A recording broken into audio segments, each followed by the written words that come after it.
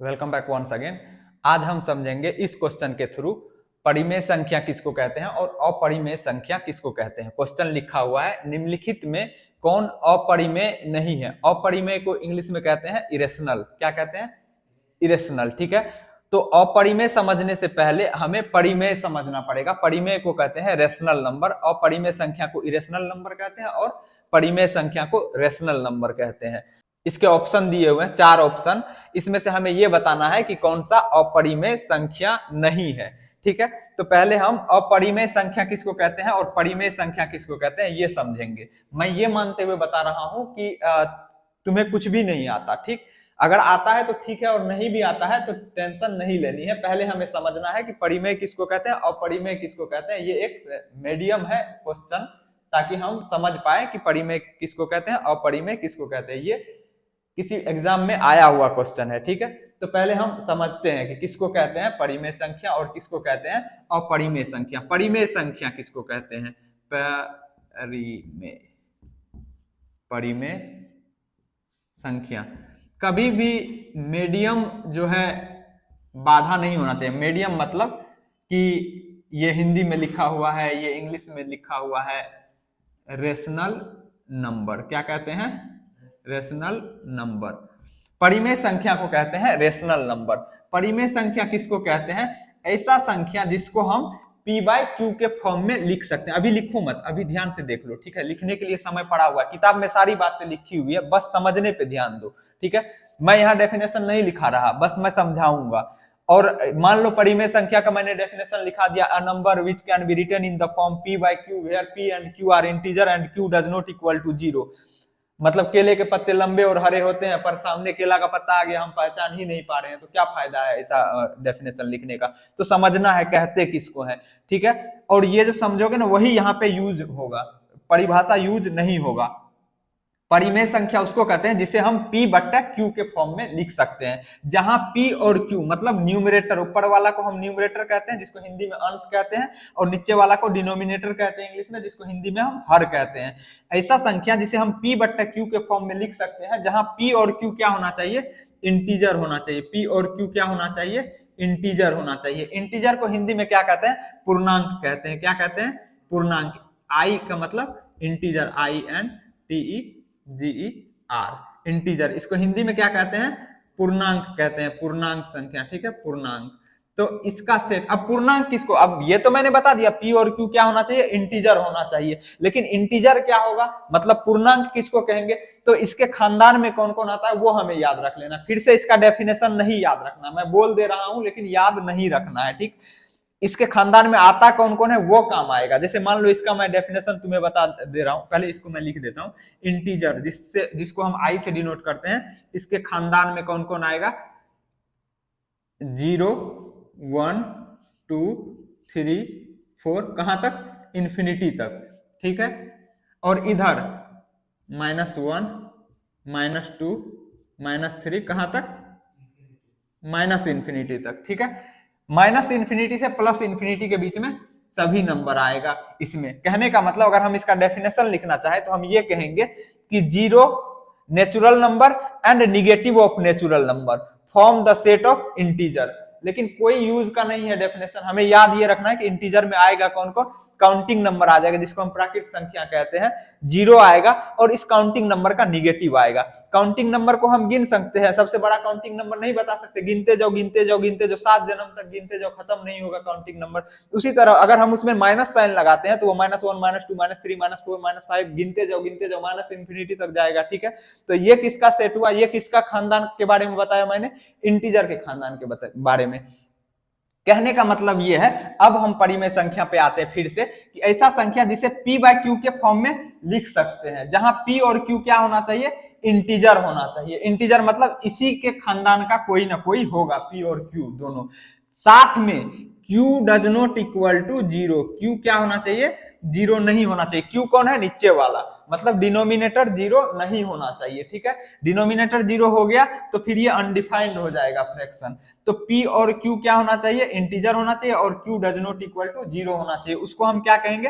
परिमेय संख्या कहेंगे। अगर इसमें से कोई ऐसा हो गया जो कि P और Q में से कोई ऐसा हो गया जो इंटीजर ना हो, तो फिर वो क्या कहलाएगा, अपरिमेय संख्या कहलाएगा। क्या कहलाएगा, अपरिमेय संख्या। इसी को हिंदी में क्या कहते हैं, इंग्लिश में क्या कहते हैं, इरेशनल नंबर कहते हैं। ठीक है, तो अब जैसे कि एग्जाम्पल में आते हैं यहाँ पे, जैसे इसका एग्जाम्पल मैं एग्जाम्पल लिख के यहाँ पे बताता हूँ। एग्जाम्पल में मान लो यहाँ पे मैंने लिख दिया 4, यहाँ पे लिख दिया 7/3, यहाँ पे लिख दिया -9/5, यहाँ पे लिख दिया √3/4, यहाँ पे लिख दिया 9/√5। तो ये एग्जाम्पल में लिखा। अब तुम्हें ये बताना है कि ये जो संख्या लिखा हुआ है कौन परिमेय है कौन नहीं है। यहां देखो ये 4 है ना, ये p/q के फॉर्म में लिखा हुआ है क्या, कैसे, यहाँ p के जगह पे 4 है, q के नीचे तो कुछ है ही नहीं। वेरी गुड, अगर नीचे कुछ नहीं रहे ना तो अपने मन से हम 1 लगा सकते हैं। ठीक है, अब देखो p के जगह पे 4 आया, q के जगह पे क्या आया, 1 आ गया।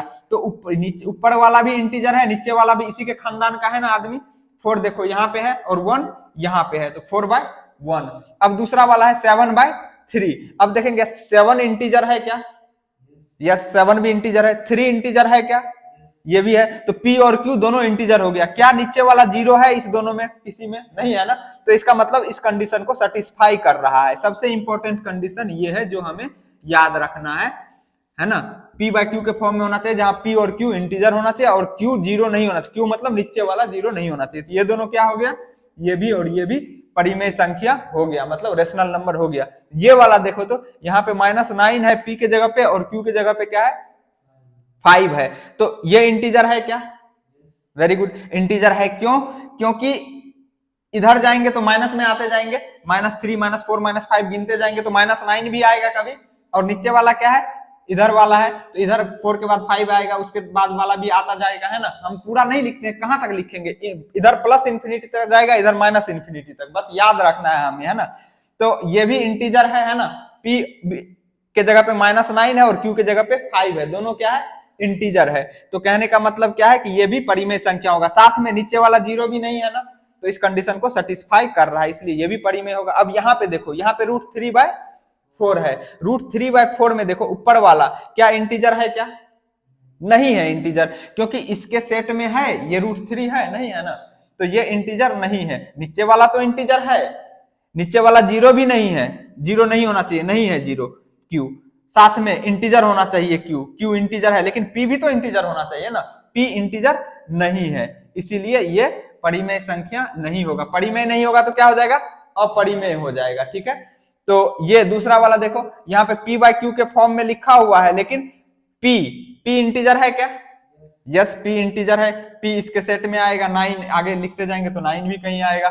नीचे वाला क्या है, q के जगह पे √5 0 के बराबर तो नहीं है, ठीक है, लेकिन √5 इंटीजर नहीं है ना, इंटीजर होना चाहिए ना, q भी इंटीजर होना चाहिए।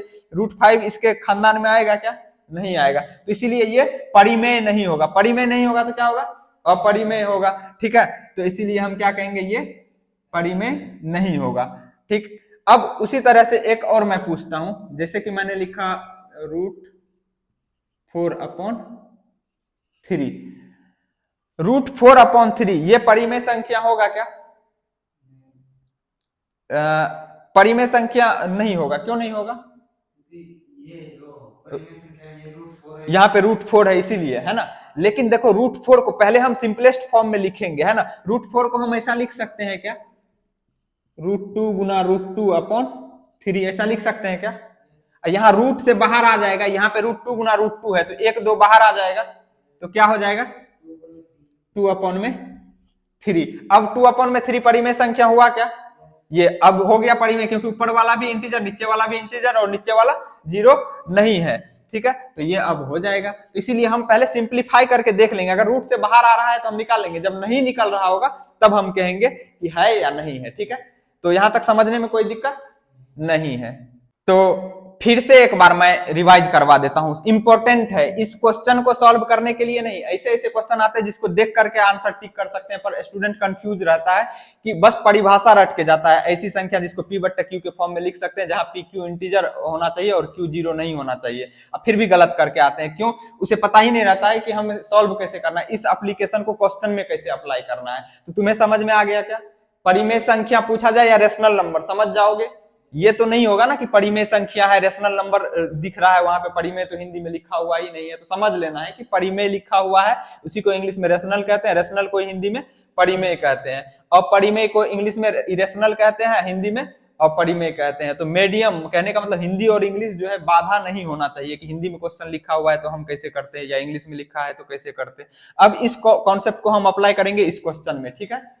तो अब देखो यहाँ पे पहला वाला क्वेश्चन है, कह रहा है कौन अपरिमेय नहीं है, ठीक है। तो पहले हम देख लेंगे पहला वाला ऑप्शन, देखते हैं परिमेय है कि अपरिमेय। यहाँ 4√5 है, ठीक है। इसको अगर हम P/Q के फॉर्म में लिखते हैं, कोई कहेगा अच्छा इसके नीचे भी तो 1 छुपा हुआ है ना। हालांकि एग्जाम में ऐसे नहीं करना है, नजर से देख के आंसर आ जाना चाहिए, लेकिन नजर से देख के आंसर लाने के लिए तुम्हें प्रैक्टिस होना चाहिए, क्वेश्चन पे पकड़ होनी चाहिए। अभी हम कॉन्सेप्ट सीखने के लिए इसको कर रहे हैं, ठीक है ना। स्पीड नहीं दिखाएंगे कि देखो हमने कर दिया, वो एग्जाम में दिखाना है प्रैक्टिस कर करके।